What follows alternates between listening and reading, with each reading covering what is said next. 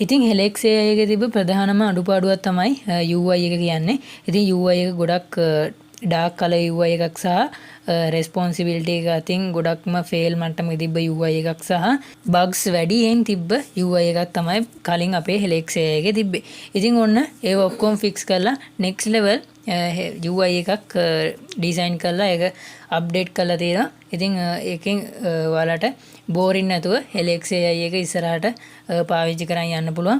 එහෙනම් ඉතින් අද වීඩියෝ එකෙන් අපි කතා කරමු මොකද්ද මේ UI එකට වෙච්ච අප්ඩේට් එක සහ මේකට ඇඩ් වෙච්ච ෆීචර්ස් මොනවද වගේ දේවල් අද වීඩියෝෙන් කතා කරමු. එහෙනම් වැඩි කතා නොකර අපි වීඩියෝ එක පටන් ගමු. ඉතින් ඔයාලා වෙබ්සයිට් එකෙන් හරි ඇප් එක හරි ඩෙස්ක්ටොප් ඇප්ලිකේෂන් එක හරි ඕපන් කරගත්තට පස්සේ මේ විදිහට තමයි බලා ගන්න පුළුවන් වෙන්නේ හෝම් පේජ් එක.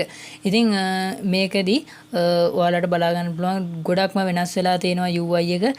ඉතින් මෙතන prompt box එකේ ඉඳන් හැමදේම වෙනස් වෙලා තියෙනවා. ඉතින් අලුතෙන් colors add වෙලා තියෙනවා. ඒ වගේම UI එක light වෙලා තියෙනවා. ඒ වගේම shadows add වෙලා තියෙනවා සහ gradient colors add වෙලා තියෙනවා.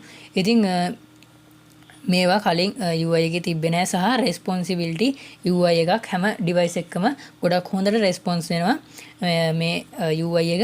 ඉතින් ওই විදිහට තමයි බලා ගන්න පුළුවන් වෙන්නේ. ඒ වගේම මෙතන තියෙන colors ඔයාලට change කරගන්න පුළුවන් කැමති color එකකට.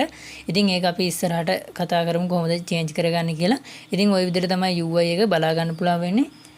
සහ ඔයාලට මේකේ දාන request සහ මෙයාලා දෙන response ගොඩක් හොඳට ඒ රෙස්පොන්ස් බබල් එක හදලා තිනවා සහ ඒකත් ගොඩක් හොඳ රෙස්පොන්සිව් විදියට තමයි හදලා තියෙන්නේ. ඉතින් දැන් බලමු කොහොමද මේකේ තියෙන colors මේකේ තියෙන accent color එක ඔයාලට change කරගන්න පුළුවන් වෙන්නේ කියලා. ඉතින් මේක change කරගන්න පුළුවන් ඔයාලන්ට කරන්න තියෙන්නේ setting button එක click කරලා මෙතන තියෙනවා accent color change කියලා. ඉතින් මෙතන තියෙන colors ඔක්කොම වගේ ඔයාලට use කරන්න පුළුවන් කැමති විදිහට හැම color එකක්ම හොඳට perform කරනවා සහ ඔයාලට custom colors add කරගන්න බෑ.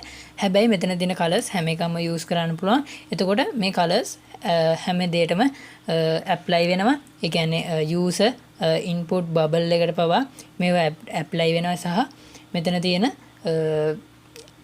color layout වලටත් මේවා add වෙනවා.